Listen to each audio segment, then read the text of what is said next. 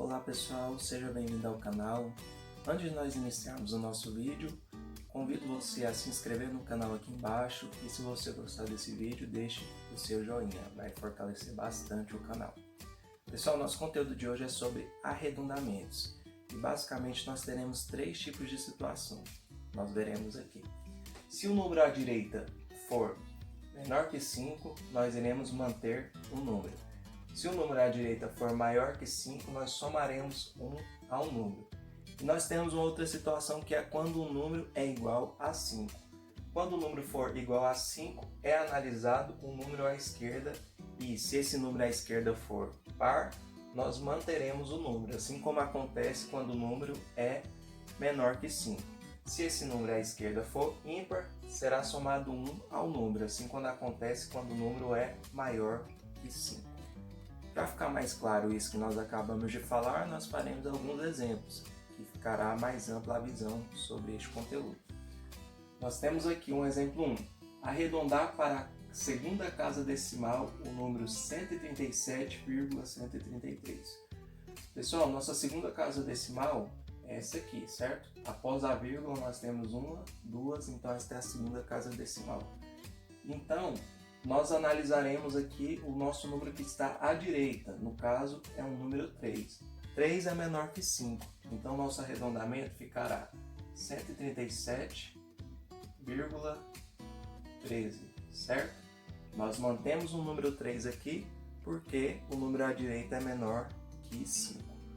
No segundo exemplo, pessoal, nós temos que arredondar para a dezena mais próxima, o número 1456. Então nós identificamos aqui a casa das dezenas, que é essa, certo? Unidade, dezena, centena, então a dezena está aqui. E nós olhamos para o número à direita dessa dezena e ele é maior que 5. Então nesse caso nós vamos acrescentar 1 ao nosso número 5. Então ficará assim nosso arredondamento. 1460. 5 mais 1 vira este número 6 aqui. Então assim nós arredondamos para a dezena mais próxima. Nós temos aqui um exemplo 3 que já fala da seguinte maneira. Arredondar para a primeira casa decimal o número 18,453. Então, a primeira casa decimal é essa aqui, onde está o número 4, primeira casa após a vírgula. E aí, pessoal, nós entramos na situação em que nós utilizamos o número 5. Por quê? O meu número à direita, ele é o número 5. Porém, eu tenho um número após ele. Quando eu tenho um número após o 5, que esse número não é zero, é qualquer unidade diferente de zero, eu tenho que avaliar esse número que está depois. Nesse caso, é um número que é menor que 5, então aqui no nosso caso, se nós fôssemos arredondar para a segunda casa, permaneceria 5. Então, feito isso, que eu vou analisar o meu arredondamento para a minha primeira casa decimal, certo? Então, nós temos a nossa regrinha aqui, que quando o número for par, ele será mantido, quando ele for ímpar, será somado 1. Então, nós arredondamos desse número 3, virou 18,45, eu olho para esse 4, ele é par. Então, o meu número arredondado ficará 18,4 na primeira casa decimal, por o meu número 4 aqui ser par. Nós temos aqui este outro caso, arredondar para a primeira casa decimal o número 18,45. Mesma situação, pessoal. Agora aqui nós analisamos o nosso número e novamente nós temos o número par, o mesmo exemplo que nós fizemos aqui em cima. Então, aqui vai ficar 18,4 arredondado para a primeira casa decimal. Qual que é a diferença desse para esse, pessoal?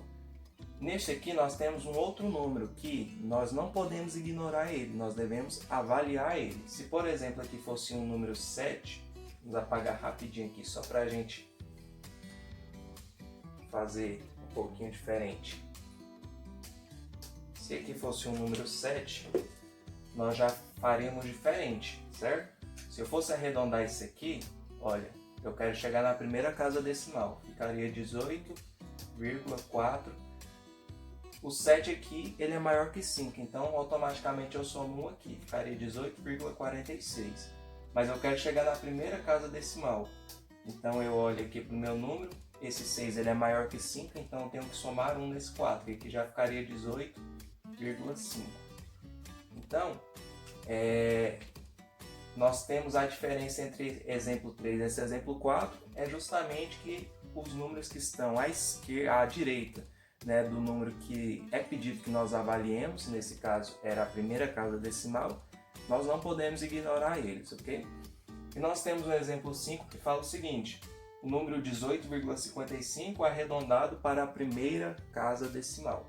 Então, 18,55 nós temos que arredondar para essa primeira casa decimal, né? Então, fala o seguinte: se o número for ímpar, nós iremos somar 1 a ele.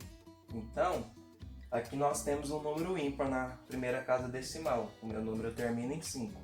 Então, eu irei arredondar, né? Irei somar 1 para arredondar. Da seguinte maneira: ficará 18,6. 5 mais 1, 6. Então, nós chegamos no nosso número final de arredondamento, 18,6, ok? Pessoal, esses são os tipos de situações mais comuns que acontecem quando se exige que se arredonde os números. Espero que você tenha compreendido, que tenha facilitado seu compreendimento sobre este conteúdo, ok? Lembrando, se você gostou do vídeo, deixe o seu like, se inscreva no canal e até a nossa próxima aula.